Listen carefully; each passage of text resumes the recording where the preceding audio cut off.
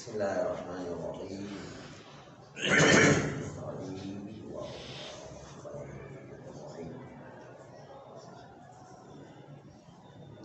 اگر کوئی شخص کسی دوسرے آدمی کے قرآن کو نجس کر دے تو آیا نجس کرنے سے قرآن میں جو نقص واقع ہوا ہے کیا اس پر طہارت کی ذمہ داری ہے یا نہیں؟ اس سلسلے میں جو بات چل رہی ہے تنجیس و مصحف الغیر، کسی دوسرے کے قرآن کو نجس کرنا موجب بنتا ہے زمان نقص ہی، اس قرآن میں جو نقص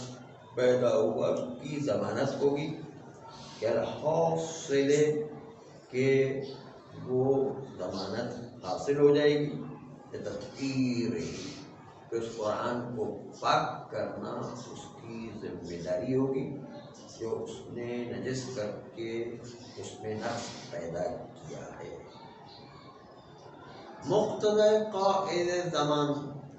علی الید ما اخذت، یا علی الید ما اخذت کے علاوہ الاطلاق، اس کی ضمانت کو قاعدہ اطلاق کی بنیاد پر اس میں چاہے خود شے کو طلب کر دے یا اس کے اوصاف کو طلب کر دے۔ اوصاف یعنی اس شے کی جو خصوصیت تھی اس کو چھین لے تو جس نے اس کو نقصان پہنچائے اس کی ضمانت ہوگی اس کے اوپر ہے، چاہے وہ پیسے کی کمی ہو جائے یا اس کے استعمال میں کوئی اس کی رونق میں کمی ہو جائے، بہرحال کسی بھی طریقے سے اوصاف میں بھی کمی واقع ہو جائے کسی غیر کے مال میں تو اس کا جبران کرنا اس اوصاف کے طلب کرنے والے کی ذمہ داری ہو جایا کرتی ہے۔ البتہ اوصاف زمان کہ جس کی مالیات میں دخالت پائی جاتی ہے، جس طرح عین مال کو انسان طلب کر دے تو اس پر ضمانت ہوا کرتی ہے، اسی طریقے سے اگر کسی نے کسی کے وصف کو طلب کر دیا ہاتھ لگانے کی وجہ سے تو وہ اس وصف کا بھی ضامن ہے، چاہے وہ وصف صحت مال میں دخیل ہو چاہے وہ وصف کمال مال میں دخیل ہو۔ صحت یعنی وہ چیز صحیح، جیسے گاڑی خراب کر دی تو گاڑی کے صحیح ہونے میں دخیل ہو وہ وصف، یا گاڑی تو صحیح ہے لیکن اس کے اندر کمال تھا کہ جو کہیں ڈینٹ نہیں لگا ہوا تھا، اب ڈینٹ لگا دیا تو جو ہے وہ صحیح، گاڑی اپنی جگہ پر صحیح ہے لیکن وہ کمال کے اندر کمی ہو جائے گی، ڈینٹ لگا دینے تو جو ہے کمال میں کمی ہوگی۔ چاہے اس نے صحت کے وصف کو خراب کر دیا ہو چاہے اس نے کمال کے وصف کو خراب کر دیا، دونوں صورتوں میں عین مال کی طرح ضمانت رہے گی۔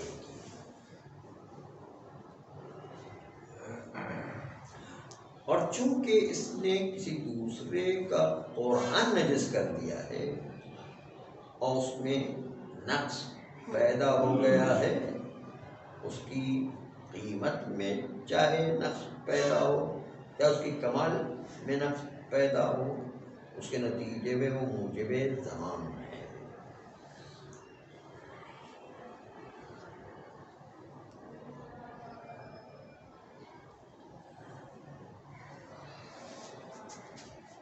البتہ وہ نقص کہ جو تطہیر مصحف کے ذریعے سے دور ہو جائے تو وہ ٹھیک ہے، لیکن کبھی کبھی کسی چیز کو ہم پاک کرنے جائیں تو بجائے اس کے کہ اس کی قیمت بڑھے گی اور اس دھونے سے قیمت کم ہو جایا کرے، وہاں دیکھنا پڑتا ہے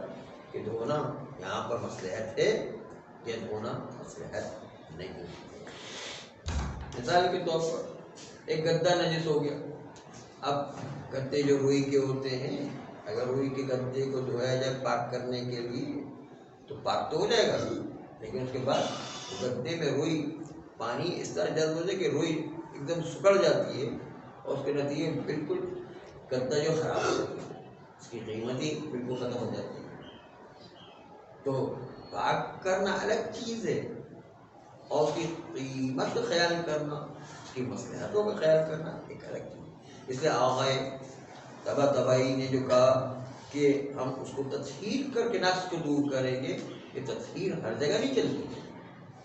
وہاں پر کچھ چیزوں میں تطہیر کے علاوہ بھی چیزوں کو مد نظر رکھنا پڑتا ہے، اس لیے تطہیر سے خالی کام نہیں چلتا ہے۔ تطہیر کے علاوہ کبھی کبھی مصلحتوں کو مد نظر رکھتے ہوئے تطہیر نہ کرنے میں مصلحت ہوا کرتی ہے، پھر وہاں پر کسی اور طریقے سے اس نقص کا جبران کیا جائے گا۔ صلی اللہ